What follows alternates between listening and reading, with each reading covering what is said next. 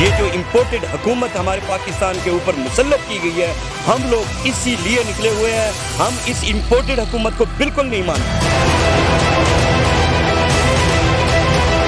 تو نے حق کو چھوڑا اندیشہ غربت سے فقط، تو نے حق کو چھوڑا اندیشہ غربت سے فقط. شہ شہباز تو نے یہ بھی نہ سوچا کہ رزق تو شہر میں کتوں کو بھی مل جاتا ہے. ہم یہاں تب تک کھڑے رہیں گے جب تک یہ الیکشن کا اعلان نہیں کریں گے.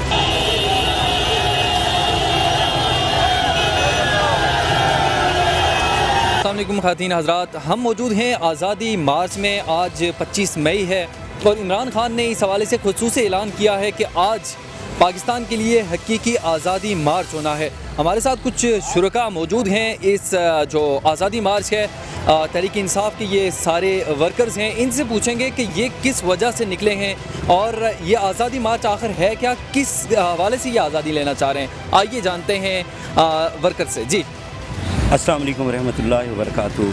جی ہم لوگ ڈسٹرکٹ رحیم یار خان لیاقت پور سے آئے ہوئے ہیں. ہم اپنے لیڈر عمران خان کی خاطر ڈسٹرکٹ رحیم یار خان سے آئے ہیں.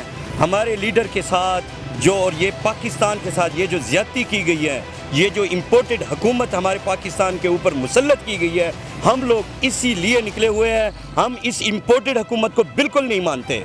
یہ بالکل ناجائز حکومت ہے، یہ بالکل بھکاری حکومت ہے. ہم اس کو بالکل تسلیم نہیں کرتے. ہم اس لیے ٹی چوک کی طرف رواں دواں ہیں. انشاءاللہ ہم اپنے لیڈر کے ساتھ ہیں، ہر حالات میں اپنے لیڈر کے ساتھ ہوں گے. آپ اس حوالے سے کیا کہیں گے؟ سر بالکل میں بھی ان کو ایگری کرتا ہوں.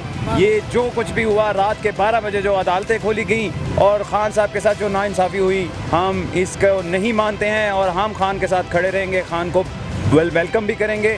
ہم یہاں تب تک کھڑے رہیں گے جب تک یہ الیکشن کا اعلان نہیں کریں گے. آپ کیا سمجھتے ہیں کہ یہ آزادی مارچ کے حوالے سے عمران خان نے اعلان کیا ہے، آزادی کس حوالے سے آپ آزادی چاہتے ہیں؟ سر ہم آزادی دیکھیں، ہم اس امپورٹڈ حکومت سے آزادی چاہتے ہیں. اس بیرونی قوت سے جو بنی ہوئی حکومت ہے اس سے ہم آزادی چاہتے ہیں. یہ جو کہتے تھے، یہ مہنگائی کا لانگ مارچ کرتے تھے، یہ جو مونچھوں والی سرکار ہے، اب یہ کیوں یہ ہم سب جو نہتے کارکن ہیں اور یہ ان کے اوپر کیوں یہ ظلم کر رہے ہیں، یہ کیوں شیلنگ کر رہے ہیں؟ آپ لوگ دیکھ سکتے ہیں، کیمرہ دیکھ سکتا ہے. پھر بھی ہم کھڑے ہیں. یہ جو کرنا چاہیں کر لیں، ہم لوگ یہاں کھڑے رہیں گے جب تک. آپ کیا کہیں گے؟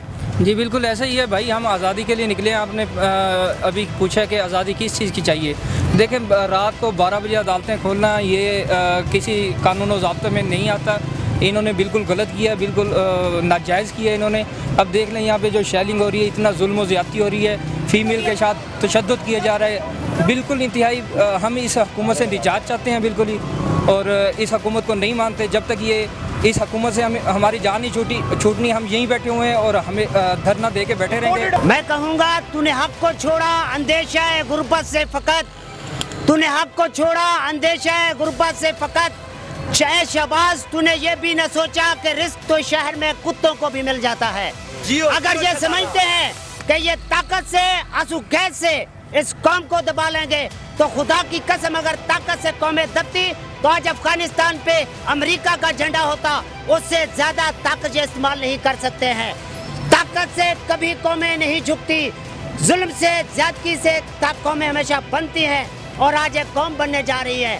ہم اس لیے نکلے ہیں کہ اس لیڈر کے لیے نکلے ہیں جس نے اس قوم کی عزت کو بحال کیا، جس نے کفار کے ایوانوں میں کھڑے ہو کر کہا ایاک نعبد و ایاک نستعین، جس نے جنرل اسمبلی میں کھڑے ہو کر 57 ملکوں کے سربراہوں کے سامنے کہا ہمارا ایمان لا الہ الا اللہ پر ہے، ہم آخری سانس تک لڑیں گے. جو نہ جھکنے والا ہے نہ بکنے والا ہے، ہم اس کے لیے گھروں سے نکلے ہیں. ہماری جانیں قربان خان کے لیے. تو جی خواتین حضرات، آپ نے سنا لوگوں کے تاثرات. وہ کیا کہہ رہے ہیں؟ وہ کہہ رہے ہیں کہ اگر ہمیں جتنا عرصہ یہاں پہ بیٹھنا پڑے عمران خان کے لیے تو ہم بیٹھیں گے، اور عمران خان ہی ملک میں حقیقی طور پر تبدیلی لا سکتے ہیں. آپ ہمارے چینل کو لازمی سبسکرائب کیجئے. خوش رہیں، خوش رکھیں.